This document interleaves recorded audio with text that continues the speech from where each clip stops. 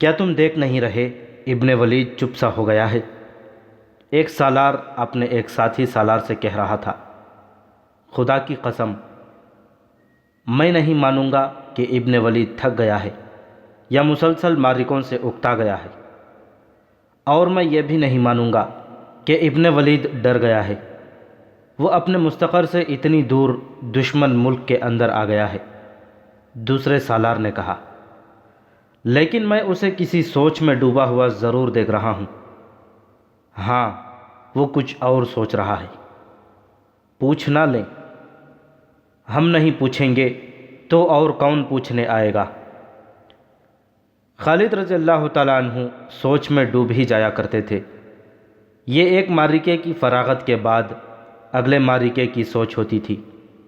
وہ سوچ سمجھ کر اور تمام سر دماغی قوتوں کو بروئے کار لا کر لڑا کرتے تھے۔ دشمن کے پاس بے پناہ جنگی قوت تھی۔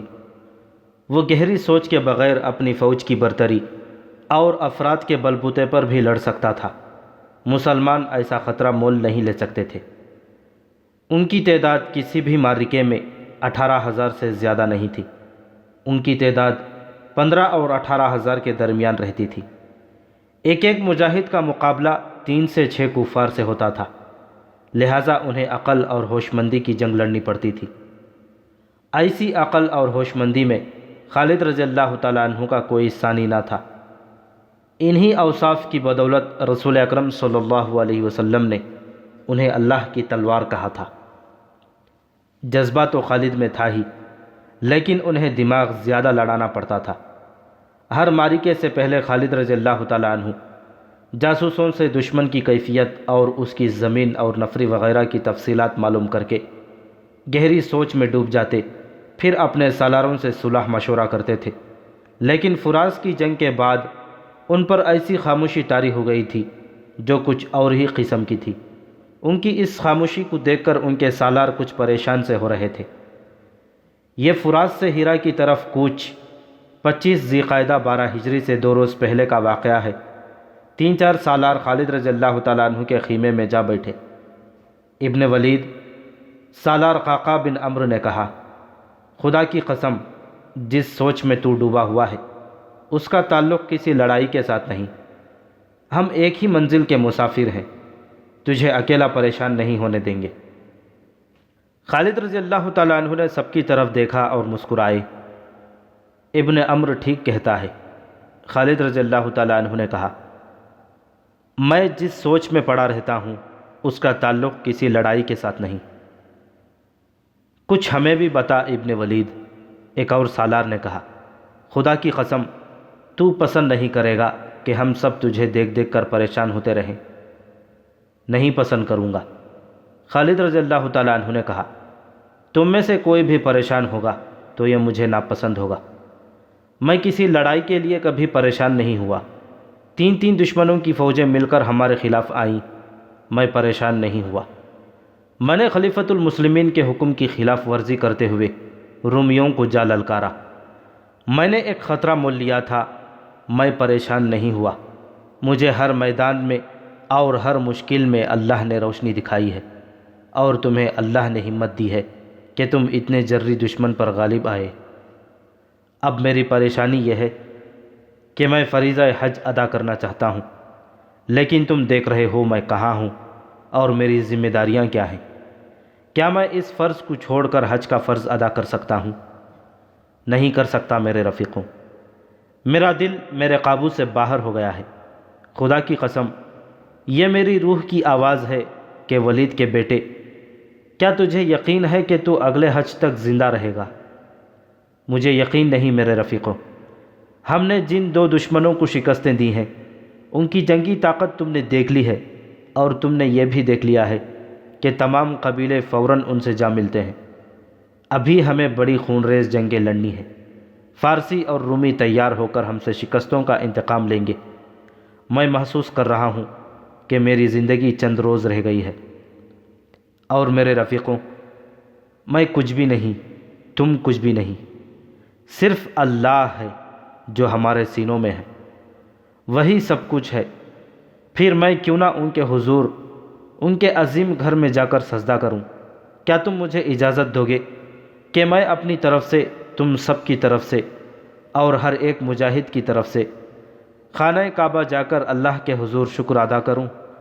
بے شک بے شک، ایک سالار نے کہا، کون رد کر سکتا ہے اس جذبے کو اور اس خواہش کو جو تو نے بیان کی ہے؟ لیکن تو حج پہ جائے گا کیسے ابن ولید؟ مثنیٰ بن حارثہ نے پوچھا۔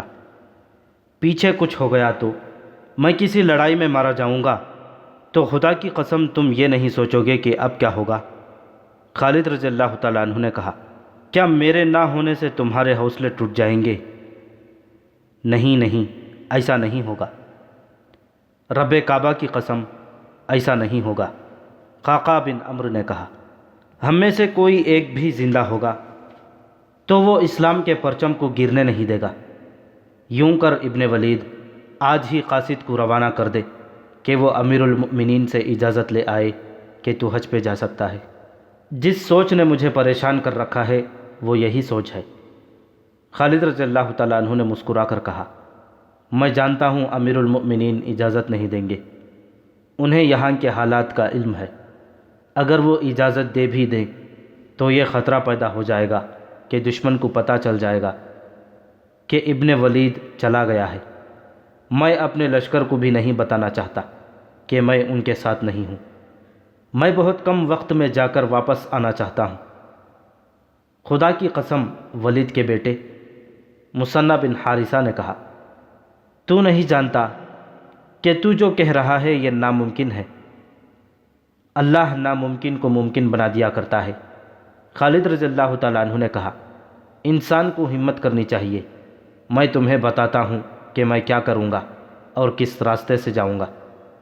خالد رضی اللہ تعالیٰ عنہ نے انہیں پہلے یہ بتایا کہ وہ کیا کریں، پھر وہ راستہ بتایا جس راستے سے انہیں حج کے لیے مکہ جانا اور آنا تھا۔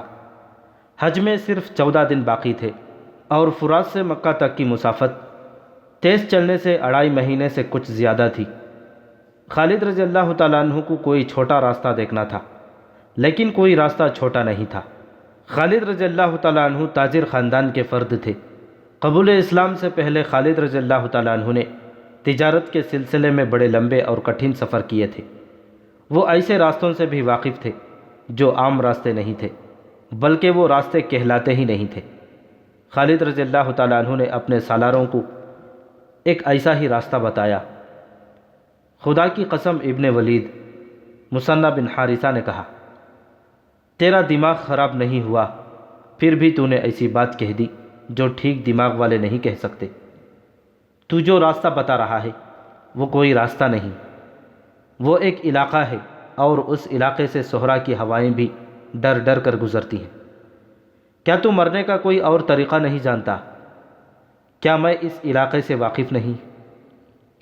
جس اللہ نے ہمیں اتنے زبردست دشمنوں پر غالب کیا ہے وہ مجھے اس علاقے سے بھی گزار دے گا۔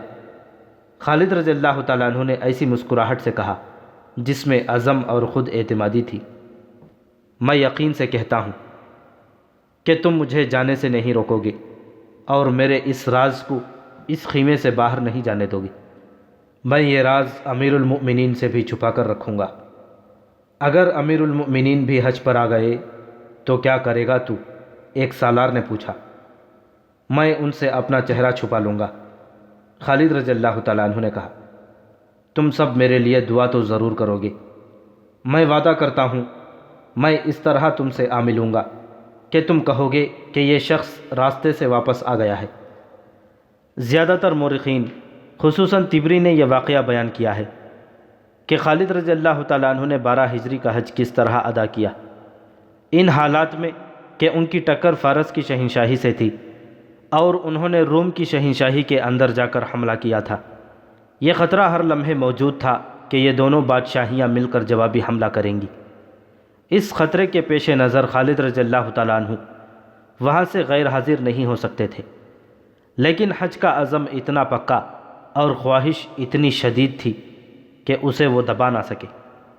پہلے سنایا جا چکا ہے کہ لشکر فرات سے ہیرا کو کوچ کر رہا تھا۔ حضرت خالد نے لشکر کو 3 حصوں میں تقسیم کیا، ایک حصہ ہراول تھا، دوسرا اس کے پیچھے اور تیسرا حصہ عقب میں تھا۔ خالد رضی اللہ تعالیٰ عنہ نے خاص طور پر اعلان کرایا کہ وہ عقب کے ساتھ ہوں گے۔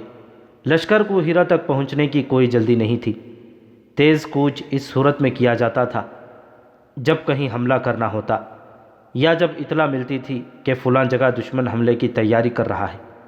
اب ایسی صورت نہیں تھی۔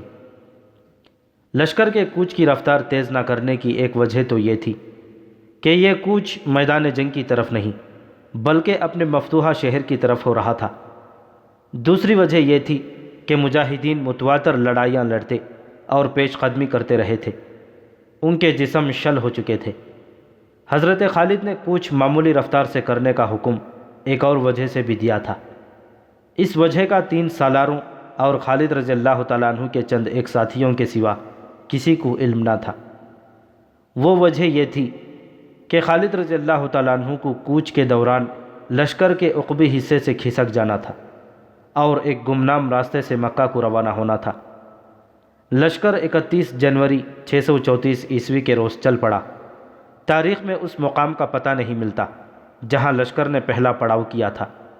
رات کو جب لشکر گہری نیند سو گیا تو خالد رضی اللہ تعالیٰ عنہ اپنے چند ایک ساتھیوں کے ساتھ خیمہ گاہ سے نکلے اور غائب ہو گئے۔ کسی بھی مورخ نے ان کے ساتھیوں کے نام نہیں لکھے جو ان کے ساتھ حج کو گئے تھے۔ خالد رضی اللہ تعالیٰ عنہ اور ان کے ساتھی اونٹوں پر سوار تھے۔ جس علاقے میں سے انہیں گزرنا تھا وہاں سے صرف اونٹ گزر سکتا تھا، گھوڑا بھی جواب دے جاتا تھا۔ صحراؤں میں بعض علاقے بے حد دشوار گزار ہوتے تھے، مسافر ادھر سے گزرنے کی جرات نہیں کرتے تھے۔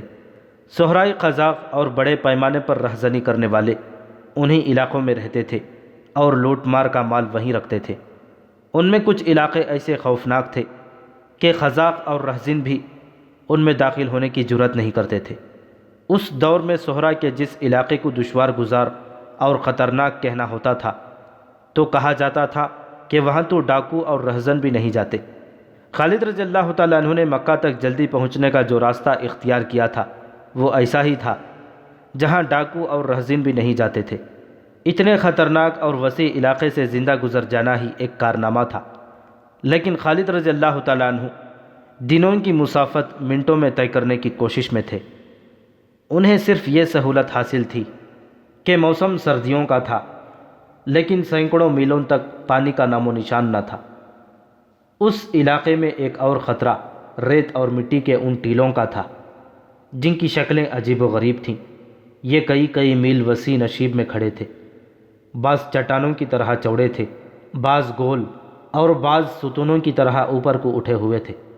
ایسے نشیب بھول بھلیوں کی طرح تھے، ان میں بھٹک جانے کا خطرہ زیادہ تھا۔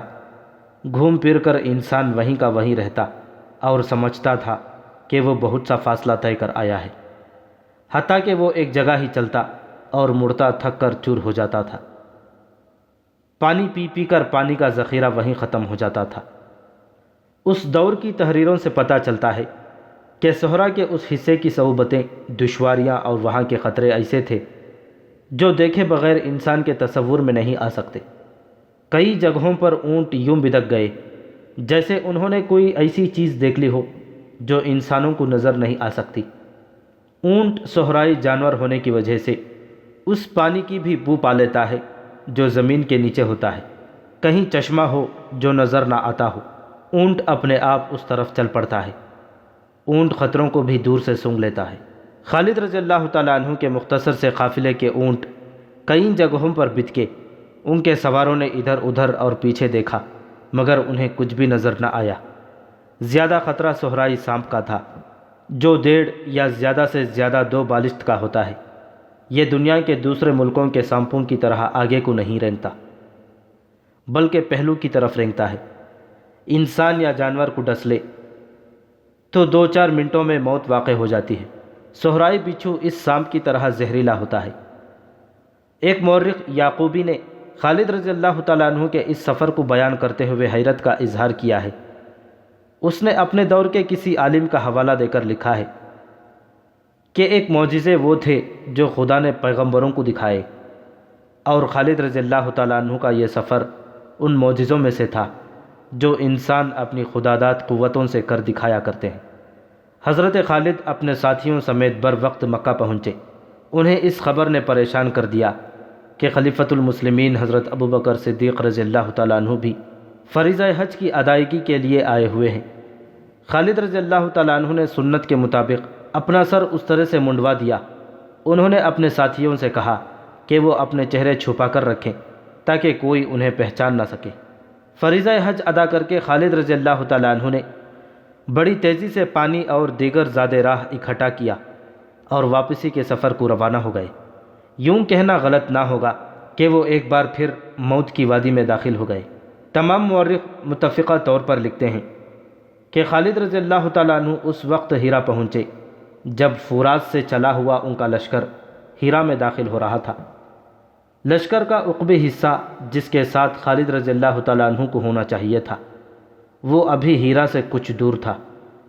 خالد رضی اللہ تعالیٰ عنہ خاموشی سے عقبی حصے سے جا ملے اور ہیرا میں اس انداز سے داخل ہوئے جیسے وہ فرات سے آ رہے ہوں۔ مورخوں نے لکھا ہے کہ لشکر نے جب دیکھا کہ ان کے سالار اعلیٰ خالد رضی اللہ تعالیٰ عنہ اور چند اور افراد کے سر اس طرح سے صاف کیے ہوئے ہیں تو لشکر میں چمگوئیاں ہونے لگیں، لیکن سر منڈوانا کوئی عجیب چیز نہیں تھی۔ اگر لشکر کو خالد رضی اللہ تعالیٰ عنہ خود بھی بتاتے کہ وہ حج کر کے آئے ہیں تو کوئی بھی یقین نہ کرتا۔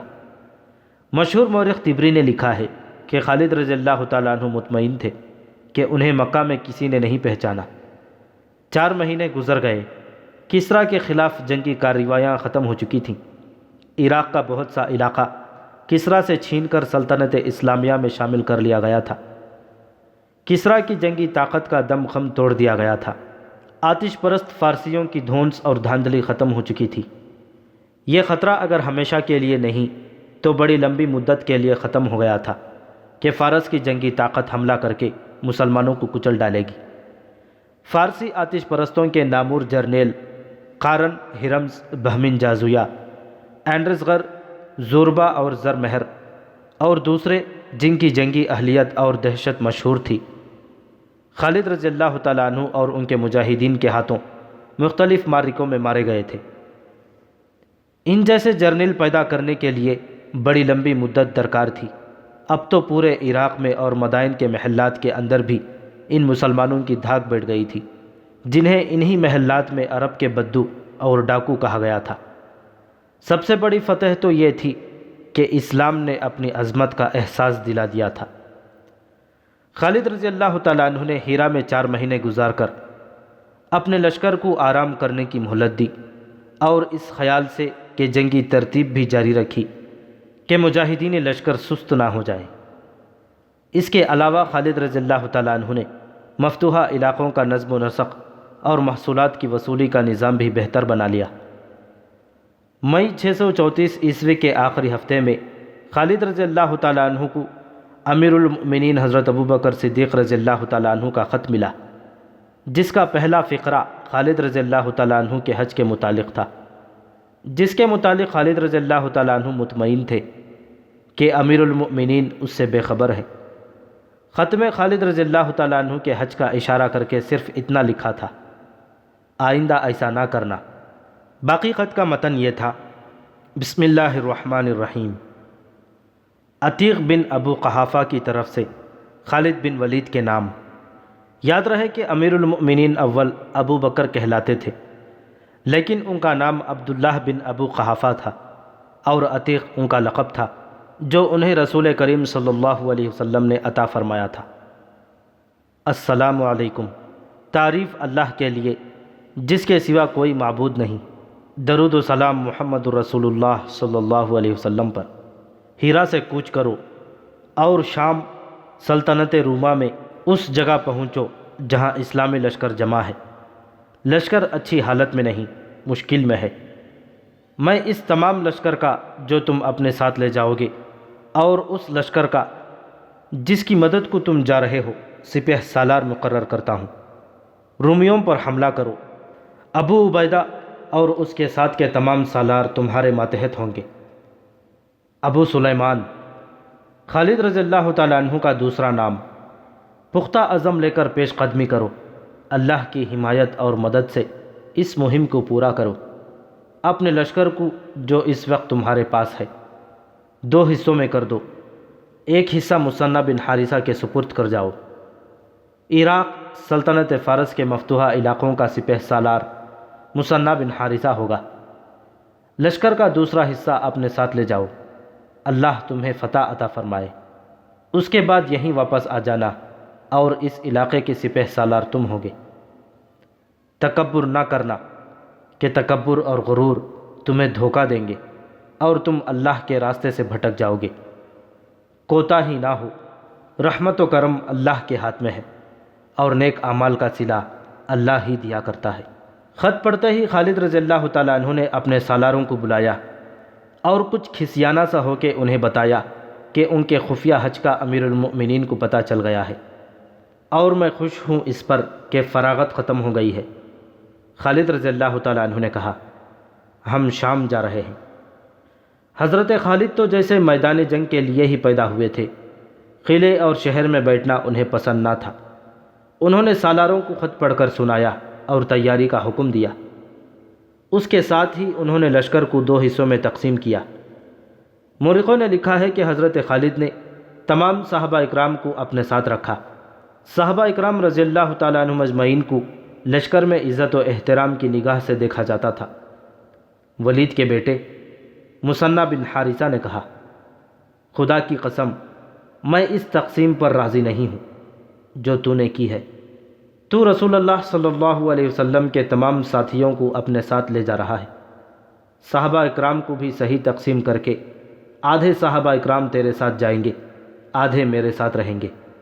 کیا تو نہیں جانتا کہ انہی کی بدولت اللہ ہمیں فتح عطا کرتا ہے؟ خالد رضی اللہ تعالیٰ عنہ نے مسکرا کر صحابہ اکرام رضی اللہ تعالیٰ عنہ مجمعین کی تقسیم مثنہ بن حارثہ کی خواہش کے مطابق کر دی اور اپنے لشکر کے سالاروں کو حکم دیا کہ جتنی جلدی ممکن ہو تیاری مکمل کر لیں، اور یہ نہ بھولنا کہ ہم اپنے ان بھائیوں کی مدد کو جا رہے ہیں جو وہاں مشکل میں پھنسے ہوئے ہیں۔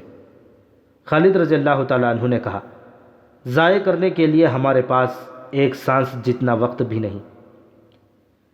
مسلمانوں کا وہ لشکر جو شام میں جا کر مشکل میں پھنس گیا تھا، وہ ایک سالار کی جلد بازی کا اور حالات کو قبل از وقت نہ سمجھ سکنے کا نتیجہ تھا۔ اس نے شام کے اندر جا کر رومیوں پر حملہ کرنے کی اجازت امیر المؤمنین سے اس طرح مانگی جس طرح وہ خود آگے کے احوال و قوائف کو نہیں سمجھ سکا تھا، اسی طرح اس نے امیر المؤمنین کو بھی گمراہ کیا۔ امیر المؤمنین حضرت ابوبکر صدیق رضی اللہ تعالیٰ عنہ دانشمند انسان تھے۔ انہوں نے اس سالار کو حملہ کرنے کی کھلی چھٹی نہ دی، بلکہ یہ لکھا، رومیوں سے ٹکر لینے کی خواہش میرے دل میں بھی ہے اور یہ ہماری دفاعی ضرورت بھی ہے۔ رومیوں کی جنگی طاقت کو اتنا کمزور کر دینا ضروری ہے کہ وہ سلطنت اسلامیہ کی طرف دیکھنے کی جرات بھی نہ کر سکیں، لیکن ابھی ہم ان سے ٹکر نہیں لے سکتے۔ تم ان کے خلاف بڑے پیمانے کی جنگ نہ کرنا، محتاط ہو کے آگے بڑھنا تاکہ خطرہ زیادہ ہو تو پیچھے بھی ہٹ سکو۔ تم یہ جائزہ لینے کے لیے حملہ کرو کہ رومیوں کی فوج کس طرح لڑتی ہے اور اس کے سالار کیسے ہیں۔ امیر المؤمنین نے صاف الفاظ میں لکھا کہ اپنے لشکر کو ایسی صورت میں نہ ڈالنا کہ پسپائی اختیار کرو اور تمہیں اپنے علاقے میں آ کر بھی پناہ نہ ملے۔ اس سالار کا نام بھی خالد تھا، خالد بن سعید، لیکن میدان جنگ میں وہ خالد رضی اللہ تعالیٰ عنہ بن ولید کی گرد پا کو بھی نہیں پہنچ سکتا تھا۔ اسے جن دستوں کا سالار بنایا گیا تھا وہ سرحدی فرائض سر انجام دینے والے دستے تھے۔ ان میں لڑنے کی اہلیت تھی اور ان میں لڑنے کا جذبہ بھی تھا، لیکن انہیں جنگ کا ویسا تجربہ نہ تھا جیسا خالد رضی اللہ تعالیٰ عنہ کے دستوں نے حاصل کر لیا تھا۔ امیر المؤمنین نے خالد بن سعید کو اپنی سرحدوں پر پہرا دینے کے لیے بھیجا تھا۔ ان دستوں کا ہیڈ کوارٹر تیما کے مقام پر بنایا گیا تھا۔ بعض مورخوں نے لکھا ہے کہ خالد رضی اللہ تعالیٰ عنہ کی پے در پے کامیابیاں دیکھ کر خالد بن سعید کو خیال آیا کہ خالد رضی اللہ تعالیٰ عنہ نے فارس کو شکستیں دی ہیں تو وہ رومیوں کو ایسے ہی شکستیں دے کر خالد رضی اللہ تعالیٰ عنہ کی طرح نام پیدا کرے۔ ابن حشام اور ایک یورپی مورخ ہنری اسمتھ نے یہ بھی لکھا ہے کہ خلیفۃ المسلمین خالد بن سعید کی قیادت اور صلاحیتوں سے واقف تھے، اسی لیے انہوں نے اس سالار کو بڑی جنگوں سے دور رکھا تھا، لیکن وہ اس کی باتوں میں آ گئے۔ خالد رضی اللہ تعالیٰ عنہ نے بھی فراز کے مقام پر رومیوں سے ٹکر لی تھی، لیکن سرحد پر معرکہ لڑا تھا، انہوں نے آگے جانے کی غلطی نہیں کی تھی۔ خالد بن سعید نے امیر المؤمنین کا جواب ملتے ہی اپنے دستوں کو کوچ کا حکم دیا اور شام کی سرحد میں داخل ہو گئے۔ اس وقت شام میں ہرقل رومی حکمران تھا جسے جنگوں کا بہت تجربہ تھا۔ رومیوں کی اپنی جنگی تاریخ اور روایات تھیں، وہ اپنی فوج کو انہی کے مطابق ٹریننگ دیتے تھے۔ یہ تقریباً انہی دنوں کا واقعہ ہے جب خالد رضی اللہ تعالیٰ عنہ فراز کے مقام پر رومیوں، فارسیوں اور عیسائیوں کے متحدہ لشکر کے خلاف لڑے اور انہیں شکست دی تھی۔ اس سے رومی محتاط، مستعد اور چوکس ہو گئے تھے۔ انہوں نے اپنی فوج کو ہر لمحہ تیار رہنے کا حکم دے رکھا تھا۔ خالد بن سعید نے آگے کے احوال و قوائف معلوم نہ کیے، کوئی جاسوس آگے نہ بھیجا اور اندھا دھند بڑھتے گئے۔ آگے رومی فوج کی کچھ نفری خیمہ تھی۔ خالد بن سعید نے دائیں بائیں دیکھے بغیر اس پر حملہ کر دیا۔ رومیوں کا سالار باہان تھا جو جنگی چالوں کے لحاظ سے خالد رضی اللہ تعالیٰ عنہ کے ہم پلہ تھا۔ خالد بن سعید نہ سمجھ سکا کہ رومیوں کی جس نفری پر اس نے حملہ کیا ہے اس کی حیثیت جال میں دانے کے برابر ہے۔ وہ انہی میں الجھ کے رہ گیا۔ تھوڑی ہی دیر بعد اسے پتہ چلا کہ اس کے اپنے دستے رومیوں کے گھیرے میں آ گئے ہیں اور عقب سے رومی ان پر حلہ بولنے کے لیے بڑھے آ رہے ہیں۔ خالد بن سعید کے لیے اپنے دستوں کو بچانا ناممکن ہو گیا۔ اس نے یہ حرکت کی کہ اپنے محافظوں کو ساتھ لے کر میدان جنگ سے بھاگ گیا اور اپنے دستوں کو رومیوں کے رحم و کرم پر چھوڑ گیا۔ مسلمانوں کے ان دستوں میں مشہور جنگجو اکرمہ رضی اللہ تعالیٰ عنہ بن ابو جہل بھی تھے۔ اس ابتر صورتحال میں انہوں نے اپنے ہراسان دستوں کی کمان لے لی اور ایسی چالیں چلی کہ اپنے دستوں کو تباہی سے بچا لائے۔ جانی نقصان تو ہوا اور زخمیوں کی تعداد بھی خاصی تھی۔ خالد بن سعید کے بھاگ جانے سے تمام دستوں کے جنگی قیدی بننے کے حالات پیدا ہو گئے تھے۔ اکرمہ رضی اللہ تعالیٰ عنہ نے مسلمانوں کو اس ذلت سے بچا لیا۔ مدینہ اطلاع پہنچی تو خلیفۃ المسلمین نے خالد بن سعید کو معزول کر کے مدینہ بلا لیا۔ خلیفۃ المسلمین کے غصے کا یہ عالم تھا کہ انہوں نے خالد بن سعید کو بھری محفل میں بزدل اور نالائق کہا۔ خالد بن سعید خاموشی کی زندگی گزارنے لگا۔ اس سے زیادہ افسردہ آدمی اور کون ہو سکتا تھا؟ آخر خدا نے اس کی سن لی۔ بہت عرصے بعد جب مسلمانوں نے شام کو میدان جنگ بنا لیا تھا، خالد بن سعید کو وہاں ایک دستے کے ساتھ جانے کی اجازت مل گئی۔ اس نے اپنے نام سے شکست کا داغ یوں دھویا کہ بے جگری سے لڑتا ہوا شہید ہو گیا۔ امیر المؤمنین حضرت ابوبکر صدیق رضی اللہ تعالیٰ عنہ نے اپنی مجلس مشاورت کے سامنے یہ مسئلہ پیش کیا۔ اس مجلس میں جو اکابرین شامل تھے ان میں عمر، عثمان، علی، طلحہ، زبیر، عبد الرحمن بن عوف، سعد بن ابی وقاص، ابو عبیدہ بن جراح، معاذ بن جبل، ابی بن کعب اور زید بن ثابت رضی اللہ تعالی عنہم اجمعین خاص طور پر قابل ذکر ہیں۔ میرے دوستوں، خلیفۃ المسلمین ابو بکر رضی اللہ تعالی عنہ نے کہا، رسول کریم صلی اللہ علیہ وسلم کا ارادہ تھا کہ شام کی طرف سے رومیوں کے حملے کا سد باب کیا جائے۔ آپ صلی اللہ علیہ وسلم نے جو تدبیریں سوچی تھیں ان پر عمل کرنے کی آپ صلی اللہ علیہ وسلم کو مہلت نہ ملی۔ آپ انتقال فرما گئے۔ اب تم نے سن لیا ہے کہ ہرقل جنگی تیاری مکمل کر چکا ہے اور ہمارا ایک سالار شکست کھا کر بھی آ گیا ہے۔ اگر ہم نے رومیوں کے خلاف کوئی کارروائی نہ کی تو ایک تو اپنے لشکر کے حوصلے کمزور ہوں گے اور وہ رومیوں کو اپنے سے زیادہ بہادر سمجھنے لگیں گے۔ دوسرا نقصان یہ ہوگا کہ رومی آگے بڑھ آئیں گے اور ہمارے لیے خطرہ بن جائیں گے۔ اس صورتحال میں تم مجھے کیا مشورہ دو گے؟ یہ بھی یاد رکھنا کہ ہمیں مزید فوج کی ضرورت ہے۔ امیر المؤمنین عمر رضی اللہ تعالیٰ عنہ نے کہا، آپ کے عزم کو کون رد کر سکتا ہے؟ میں محسوس کر رہا ہوں کہ شام پر حملے کا ارادہ اللہ کی طرف سے ملا ہے۔ لشکر کے لیے مزید نفری بھرتی کریں اور جو کام رسول اللہ صلی اللہ علیہ وسلم نے کرنا چاہا تھا اسے ہم پورا کریں۔ امیر المؤمنین عبد الرحمن رضی اللہ تعالیٰ عنہ بن عوف نے کہا، اللہ کی سلامتی ہو تم پر، غور کریں، رومی ہم سے طاقتور ہیں۔ خالد بن سعید کا انجام دیکھیں۔ ہم رسول اللہ صلی اللہ علیہ وسلم کے ارادوں کو ضرور پورا کریں گے، لیکن ہم اس قابل نہیں کہ رومیوں پر بڑے پیمانے کا حملہ کریں۔ کیا یہ بہتر نہیں ہوگا کہ ہمارے دستے رومیوں کی سرحدی چوکیوں پر حملے کرتے رہیں اور ہر حملے کے بعد دور پیچھے آ جائیں؟ اس طرح رومیوں کا آہستہ آہستہ نقصان ہوتا رہے گا اور اپنے مجاہدین کے حوصلے کھلتے جائیں گے۔ اس دوران ہم اپنے لشکر کے لیے لوگوں کو اکٹھا کرتے رہیں۔ امیر المؤمنین، لشکر میں اضافہ کر کے تم خود جہاد پر روانہ ہو جاؤ اور چاہو تو قیادت کسی اور سردار کو دے دو۔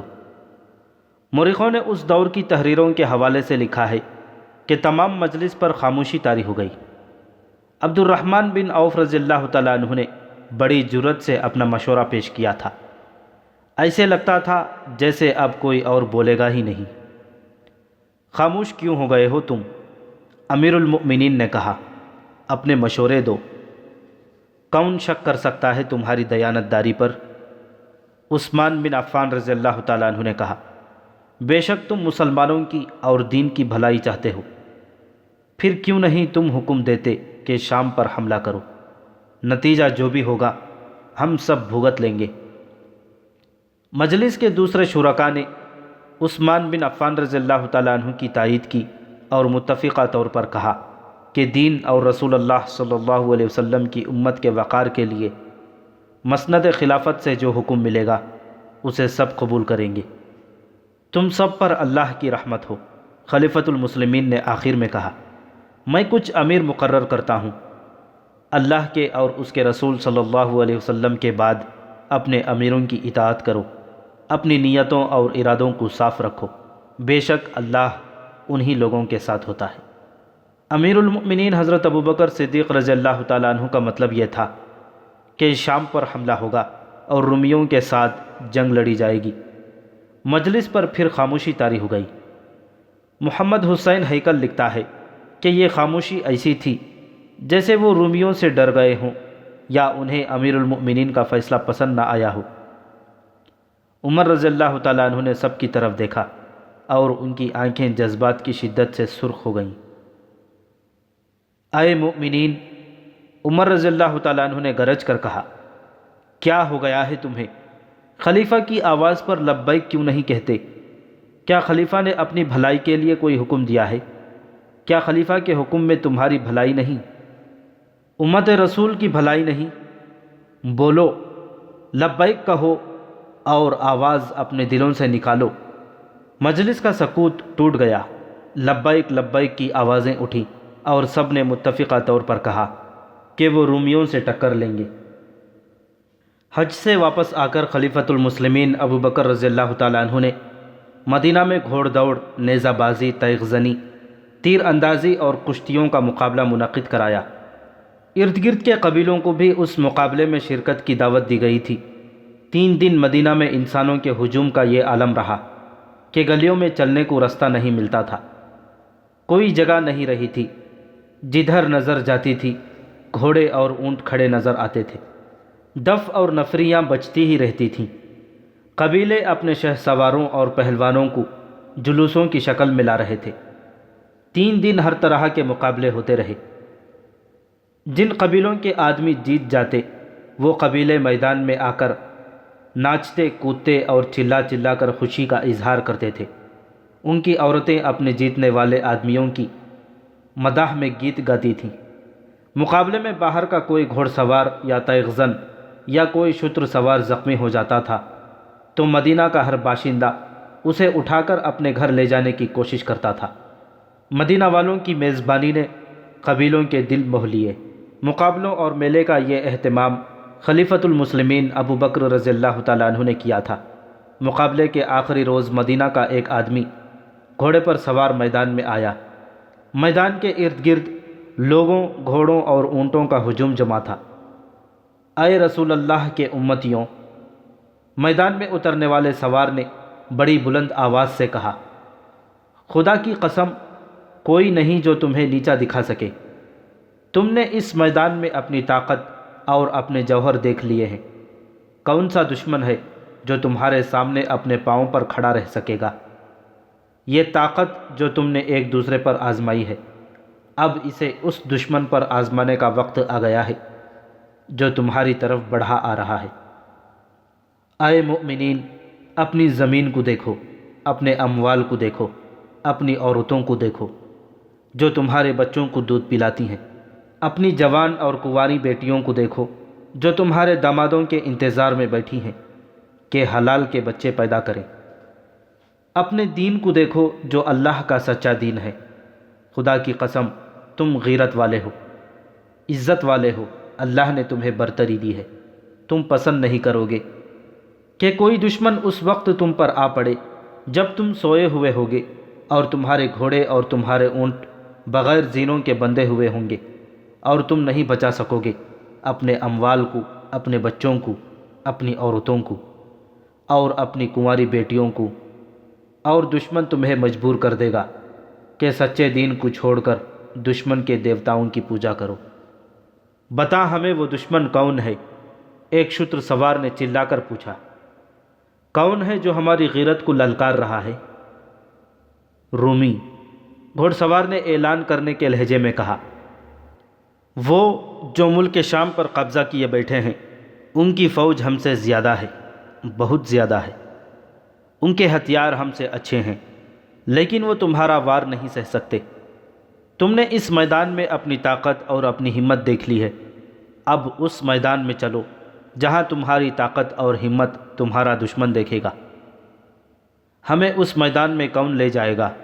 ہجوم میں سے کسی نے پوچھا۔ مدینہ والے تمہیں اپنے ساتھ لے جائیں گے، مدینہ کے گھوڑ سوار نے کہا۔ دیکھو انہیں جو برسوں سے محاذ پر لڑ رہے ہیں، کٹ رہے ہیں اور وہیں دفن ہو رہے ہیں۔ انہیں اپنے بچوں کی یاد نہیں رہی، انہیں اپنے گھر یاد نہیں رہے۔ وہ بڑی تھوڑی تعداد میں ہیں اور اس دشمن کو شکست پہ شکست دے رہے ہیں جو تعداد میں ان سے بہت زیادہ ہے۔ وہ راتوں کو بھی جاگتے ہیں تمہاری عزتوں کے لیے۔ انہوں نے آتش پرست فارسیوں کا سر کچل ڈالا ہے، اب رومی رہ گئے ہیں، مگر ہمارے مجاہدین تھک گئے ہیں۔ محاذ ایک دوسرے سے دور ہے، وہ ہر جگہ فوراً نہیں پہنچ سکتے۔ کیا تم جو غیرت والے اور عزت والے ہو، طاقت اور ہمت والے ہو، ان کی مدد کو نہیں پہنچو گے؟ ہجوم جو پہلے ہی بے چین تھا، جوش و خروش سے پھٹنے لگا۔ امیر المؤمنین کا یہی منشا تھا کہ لوگوں کو اسلامی لشکر میں شامل کیا جائے۔ قبیلوں کی جو عورتیں مدینہ آئی تھیں، انہوں نے اپنے مردوں کو لشکر میں بھرتی ہونے پر اکسانا شروع کر دیا۔ اس روز جو مقابلوں کا آخری روز تھا، مقابلوں میں کچھ اور ہی جوش اور کچھ اور ہی شور تھا۔ مقابلوں میں اترنے والوں کا انداز ایسا ہی تھا جیسے وہ لشکر میں اچھی حیثیت حاصل کرنے کے لیے اپنے جوہر دکھا رہے ہو۔ اس کے بعد ان لوگوں میں سے کئی اسلامی لشکر میں شامل ہو گئے۔ یمن میں اسلام مقبول عام مذہب بن چکا تھا، ارتداد بھی ختم ہو گیا تھا اور وہاں کا غالب مذہب اسلام تھا۔ خلیفۃ المسلمین نے اہل یمن کے نام ایک خط لکھا جو ایک قاصد لے کر گیا۔ خط میں لکھا تھا، اہل یمن، تم پر اللہ کی رحمتیں برسیں۔ تم مؤمنین ہو اور مؤمنین پر اس وقت جہاد فرض ہو جاتا ہے جب ایک طاقتور دشمن کا خطرہ موجود ہو۔ حکم رب العالمین ہے کہ تم تنگ دستی میں ہو یا خوشحالی میں، تمہارے پاس سامان کم ہے یا زیادہ، تم جس حال میں بھی ہو، دشمن کے مقابلے کے لیے نکل پڑو۔ اپنے مالوں اور اپنی جانوں سے خدا کی راہ میں جہاد کے لیے نکلو۔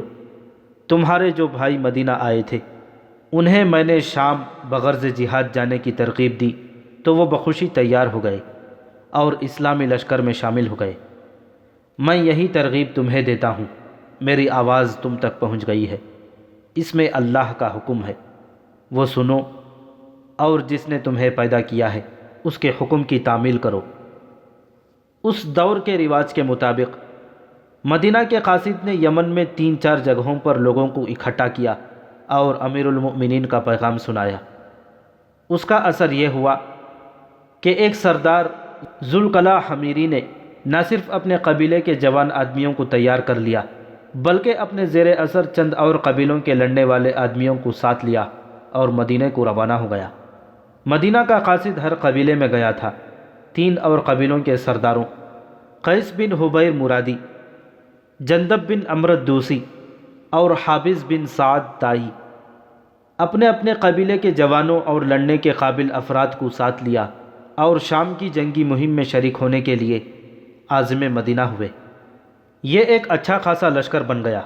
ہر فرد گھوڑے یا اونٹ پر سوار اور ہر قسم کے ہتھیاروں سے مسلح ہو کر آیا۔ یہ لوگ تیروں کا بہت بڑا ذخیرہ بھی ساتھ لے آئے تھے۔ مدینہ میں اس لشکر کا اجتماع مارچ 634 عیسوی محرم 13 ہجری میں ہوا تھا۔ امیر المؤمنین حضرت ابوبکر صدیق رضی اللہ تعالیٰ عنہ نے خود اس اجتماع کے ہر آدمی کو اچھی طرح دیکھا کہ وہ تندرست ہے اور وہ کسی کے مجبور کرنے پر نہیں بلکہ جہاد کا مطلب اور مقصد سمجھ کر خود آیا ہے۔ پھر اس لشکر کی چھان بین یہ معلوم کرنے کے لیے کی گئی کہ ان میں کئی افراد مرتدین کے ساتھ رہے اور مسلمانوں نے ارتداد کے خلاف جو جنگ لڑی تھی اس میں وہ مسلمانوں کے خلاف لڑے تھے۔ انہوں نے اسلام تو قبول کر لیا تھا لیکن ان پر بھروسہ نہیں کیا جا سکتا تھا۔ مرتدین نے یہ عادت بنا لی تھی کہ مرتد بنے رہے۔ جب مسلمانوں کے ہاتھوں میدان جنگ میں پٹ گئے تو اسلام قبول کر لیا، مگر مسلمان ان پر بھروسہ کر کے ان کی بستیوں سے ہٹے تو ان میں سے کئی ایک اسلام سے منحرف ہو کر پھر مرتد ہو گئے۔ مدینہ میں چھان بین کی گئی تو ان میں سے بعض کو لشکر سے نکال دیا گیا۔ باقی لشکر کو 4 حصوں میں بانٹ کر ہر حصے کا سالار مقرر کیا گیا۔ ہر حصے میں 7,000 آدمی تھے، یعنی لشکر کی تعداد 28,000 تھی۔ زیادہ تر مورخوں نے یہ تعداد 30,000 لکھی ہے۔ ایک حصے کے سالار تھے عمرو بن عاص رضی اللہ تعالیٰ عنہ، دوسرے کے یزید بن ابی سفیان، تیسرے کے شرجیل بن حسنہ اور چوتھے حصے کے سالار ابو عبیدہ بن جراح رضی اللہ تعالیٰ عنہ تھے۔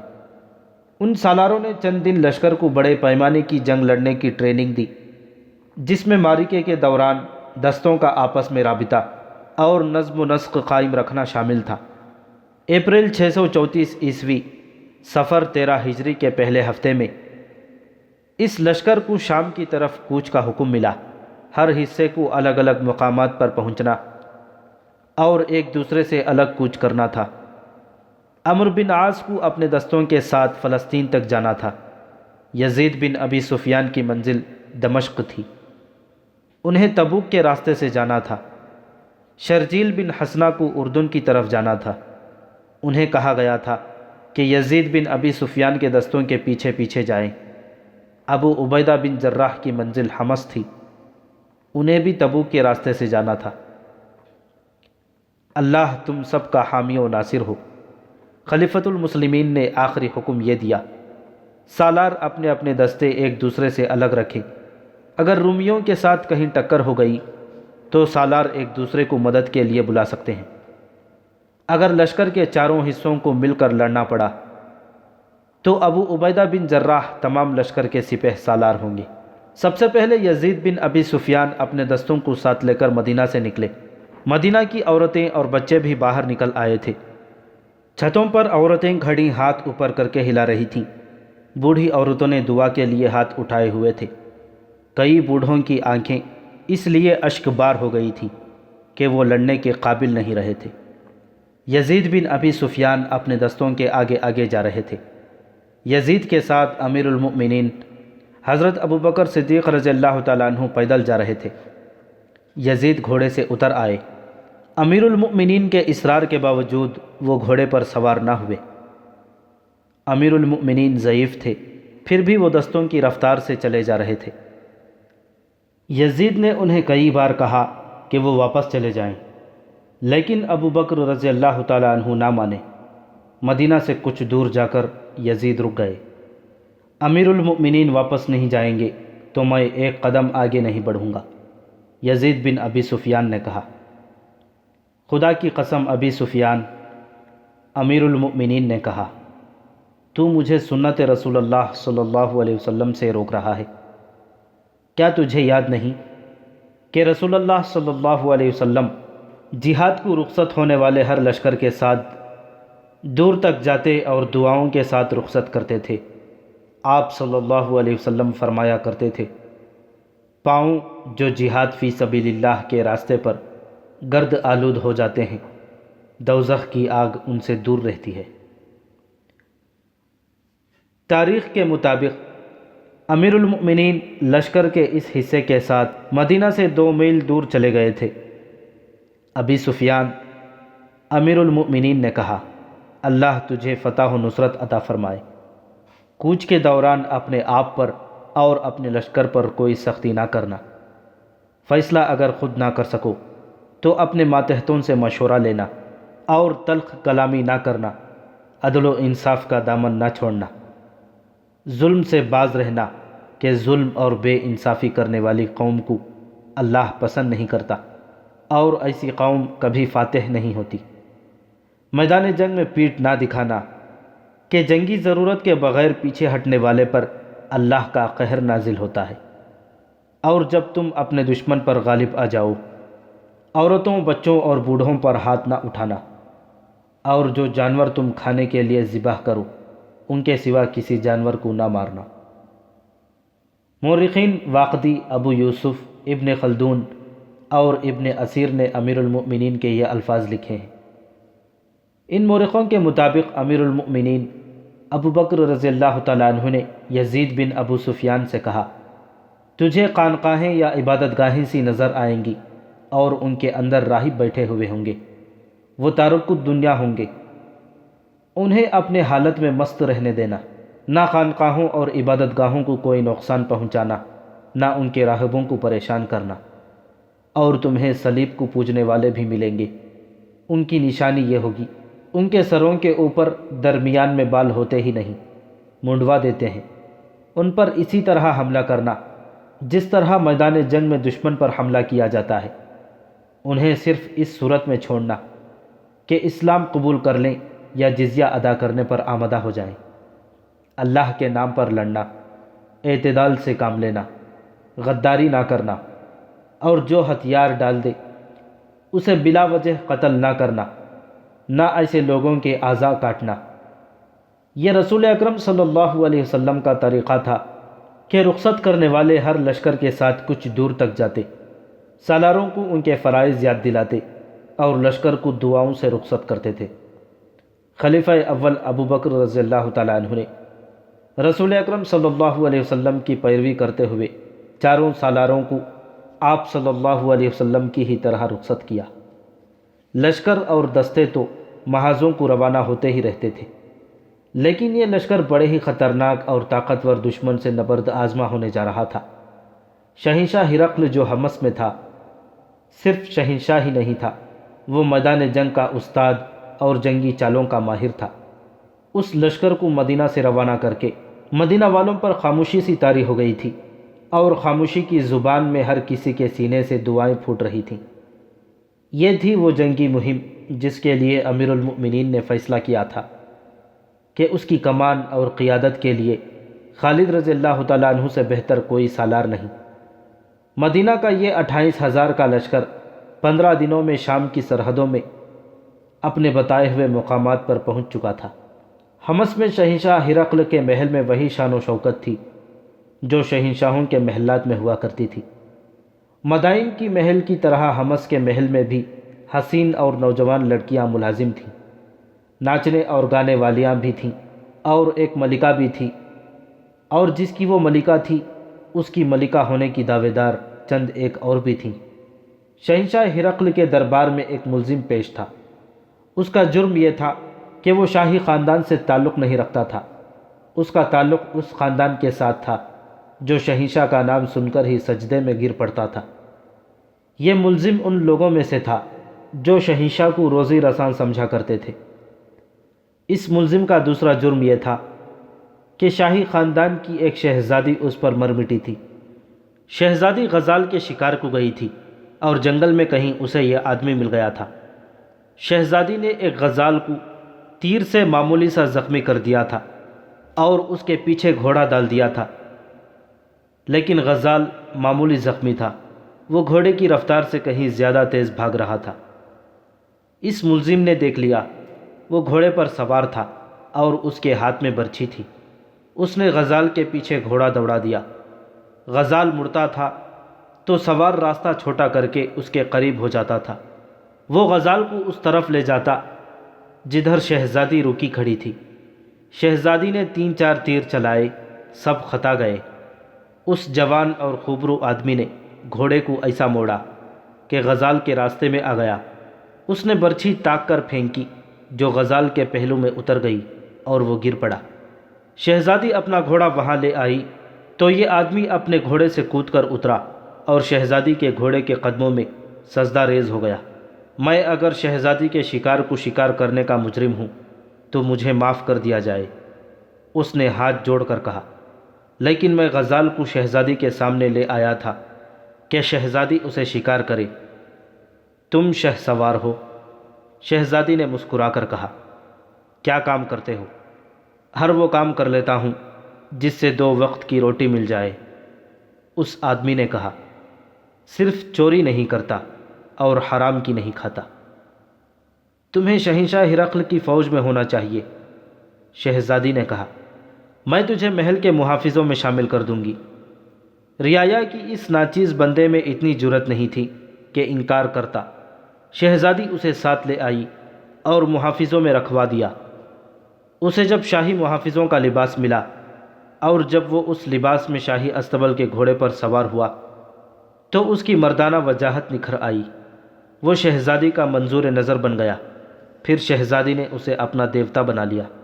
شہزادی کی شادی ہونے والی تھی، لیکن اس نے اپنے منگیتر کے ساتھ بے رخی برتنی شروع کر دی۔ منگیتر نے اپنے مخبروں سے کہا کہ وہ شہزادی کو دیکھتے رہا کریں کہ وہ کہاں جاتی ہے اور اس کے پاس کون آتا ہے۔